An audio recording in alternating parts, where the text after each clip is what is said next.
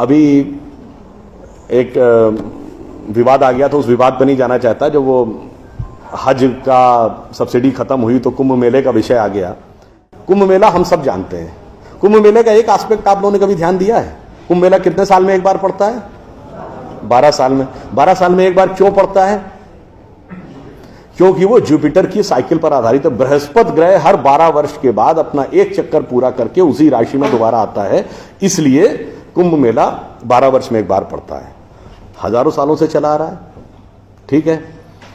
तो इसका मतलब हमको पता था ना कि बृहस्पति की साइकिल 12 साल की है। इनको तो अभी 100 साल पहले पता चला कि बृहस्पति की साइकिल 12 साल की है। और उसके बाद हमको समझा दिया जाता है नहीं साहब हम अनसाइंटिफिक थे। अब आप एक और बड़ी मजेदार बात देख लीजिए। सूर्य ग्रहण और चंद्र ग्रहण पड़ता है तो उसका डेट और टाइम कौन तय करता है? सरकार घोषणा करती है ना, टीवी पे आता है, रेडियो पे आता है, अखबार में आता है। किस बेस पे आता है? नासा की फिजिकल ऑब्जर्वेटरी बताती है कि फलां तारीख को इतने बज के इतने मिनट पे सूर्य ग्रहण या चंद्र ग्रहण पड़ेगा, सोलर इक्लिप्स और ल्यूनर इक्लिप्स।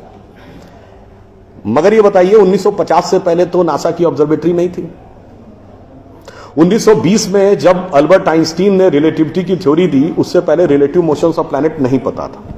सॉरी, 1916 में। 1920 में एडविन हबल एक साइंटिस्ट हुए जिन्होंने एक्सपेंडिंग यूनिवर्स की थ्योरी दी, उससे पहले एक्सपेंशन ऑफ यूनिवर्स नहीं पता था। 1900 में मैक्स प्लैंक साइंटिस्ट हुए जिन्होंने लाइट की क्वांटम की थ्योरी दी, फोटॉन्स वाली, उससे पहले प्रोपगेशन ऑफ लाइट ही नहीं पता था। 1897 में जे टॉमसन ने इलेक्ट्रॉन खोजा, उससे पहले आप मानते थे एटम अनडिविजिबल है। और 1633 में आप ये कहते थे, गैलीलियो को फांसी दे रहे थे इस बात के लिए कि उसने कहा सन रिवॉल्व्स राउंड द अर्थ गलत है। तो भैया आप 380 साल चल के जहां पहुंचे हैं, हमारा पंचांग तो युधिष्ठिर के जमाने से एज इट इज चला आ रहा है 5100 साल। मतलब ये लॉजिक नहीं है, ये तो साइंटिफिक प्रूफ। फिर भी हमें समझाया जाता है कि साहब जो हमने सोचा उस सब हम अनसाइंटिफिक थे, हम गलत थे। बड़ी मजेदार बात है। इन ए स्पैन ऑफ लिविंग जनरेशन 50 साल में, देखिए ये जो अर्बन नक्सल्स थे उन्होंने हमारे दिमागों में क्या क्या भरा और फैक्ट क्या था।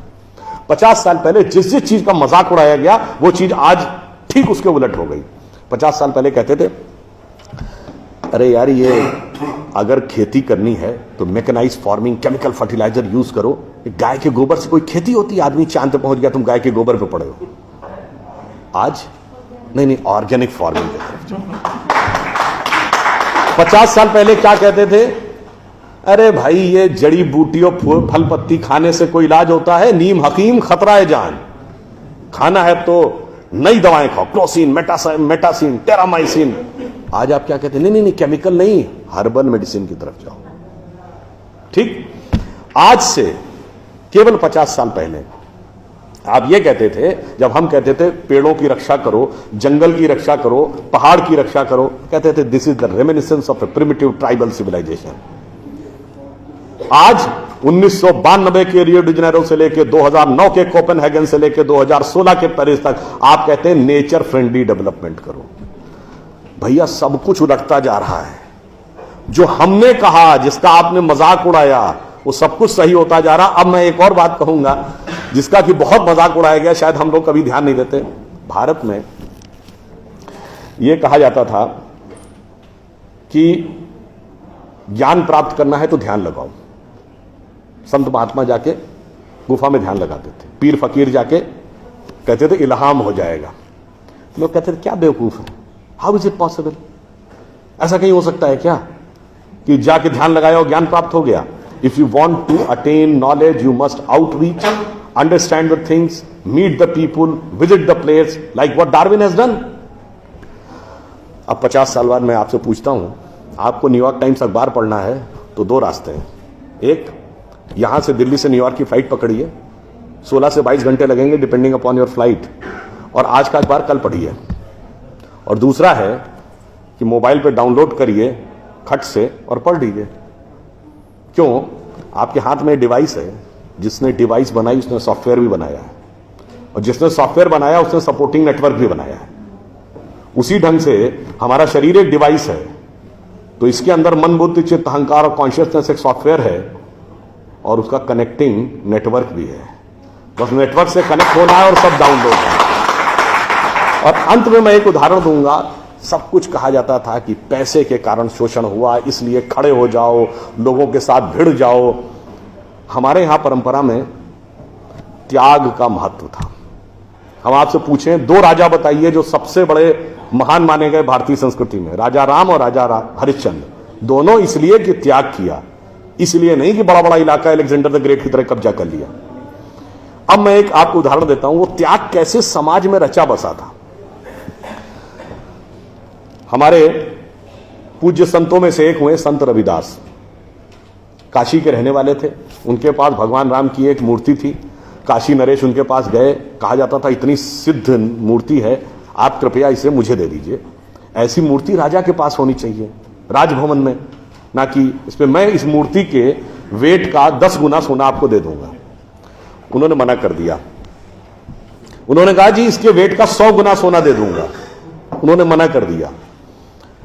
तो राजा को थोड़ा क्रोध आ गया। उसने कहा ऐसा है रैदास जी, आज जिस झोपड़ी में रह रहे हैं इसमें जितना सोना आ सकता हो नीचे से ऊपर तक उतना भर लीजिए, उतना मैं आपको देने को तैयार हूं। तो एक बार उनकी पत्नी का मन आया कि भाई ऐसा बढ़िया ऑफर नहीं मिलेगा, अब हमें इस पर विचार कर लेना चाहिए। रैदास ने क्या जवाब दिया?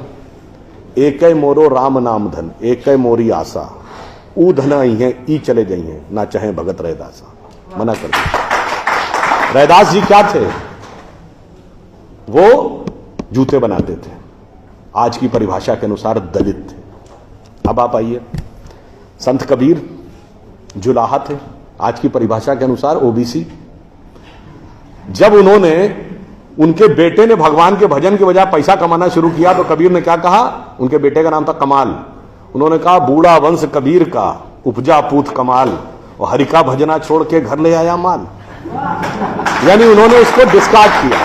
आप त्याग में रह के दिखाएंगे। अब आप आइए, मीराबाई राज परिवार की थी आज के हिसाब से, फॉरवर्ड।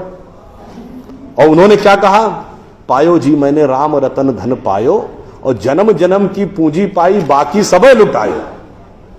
उन्होंने भी पैसे की तरफ नहीं रहा। और अंत में ये सब एक ही कंटेम्परेरी है, तुलसीदास जिन्होंने रामचरितमानस लिखी, वो ब्राह्मण थे, फॉरवर्ड आज के जमाने के हिसाब से। कहा जाता अकबर उनके पास गए।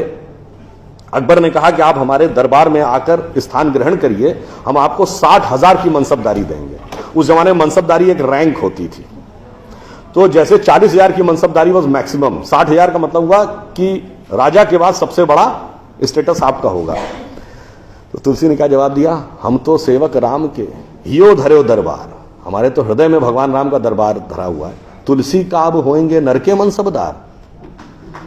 ये मैंने क्यों बताया?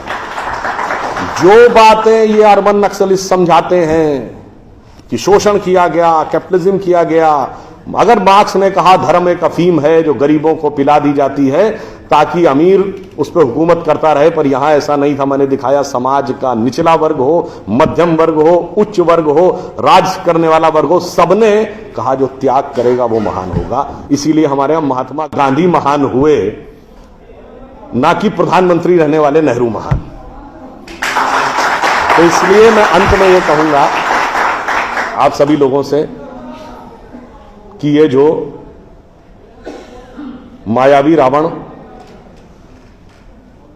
साधु का वेश बना के आता है, सूक्ष्म दृष्टि से इसको समझिए और आश्वस्त रहिए कि वो चाहे कितना भी मायावी हो, अंत में विजय हमारी ही होगी, क्योंकि हम आज दुनिया के यंगेस्ट नेशन है। जैसा अभी नलपत जी ने कहा ना कि भाई people like us we are in minority.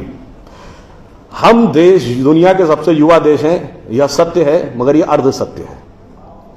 हम सबसे युवा देश और सबसे प्राचीन सभ्यता है। We are the youngest nation and the oldest civilization. तो एक गौरवशाली हमारा भूतकाल है और एक शानदार भविष्य है जो हमारी प्रतीक्षा कर रहा है। बस बीच के इस माया के प्रपंचों को से हम बचे रहें तो कहीं कोई संदेह नहीं। एक पंक्ति कहकर समाप्त करूंगा कि गौरवशाली था भूत, भविष्य भी महान है, अगर संभालें आप उसे जो वर्तमान है। धन्यवाद।